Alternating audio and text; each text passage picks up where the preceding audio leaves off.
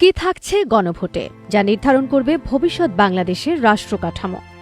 আসুন জানি, বুঝি এবং নিশ্চিত করি আমার ভোট কোথায় যাবে। আগামী ত্রয়োদশ জাতীয় সংসদ নির্বাচনে আমরা শুধু জনপ্রতিনিধি নির্বাচনের ভোটই দেব না, একই সঙ্গে অংশ নেব একটি ঐতিহাসিক গণভোটে।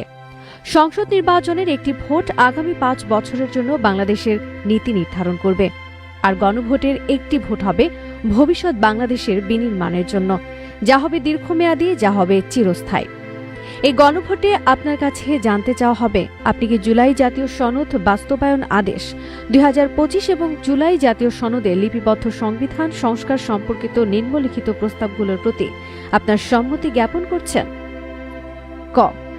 নির্বাচনকালীন সময়ে তত্ত্বাবধায়ক সরকার, নির্বাচন কমিশন এবং অন্যান্য সাংবিধানিক প্রতিষ্ঠান জুলাই সনদে বর্ণিত প্রক্রিয়ার আলোকে গঠন করা হবে। খ. আগামী সংসদ হবে 2 কক্ষ বিশিষ্ট। জাতীয় সংসদ নির্বাচনে দলগুলোর প্রাপ্ত ভোটের অনুপাতে 100 জন সদস্য বিশিষ্ট একটি উচ্চকক্ষ গঠিত হবে এবং সংবিধান সংশোধন করতে হলে উচ্চকক্ষের সংখ্যাগরিষ্ঠ সদস্যের অনুমোদন দরকার হবে। গ.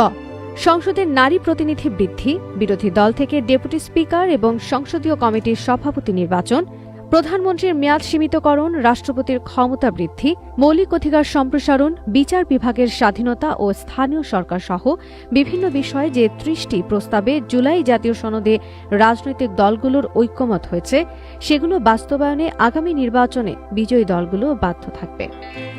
ঘ. জুলাই সনদে বর্ণিত অন্যান্য সংস্কার রাজনৈতিক দলগুলোর প্রতিশ্রুতি অনুসারে বাস্তবায়ন করা হবে। এটি কোনো দলীয় আহ্বান নয়, এটি একটি জাতীয় সিদ্ধান্ত।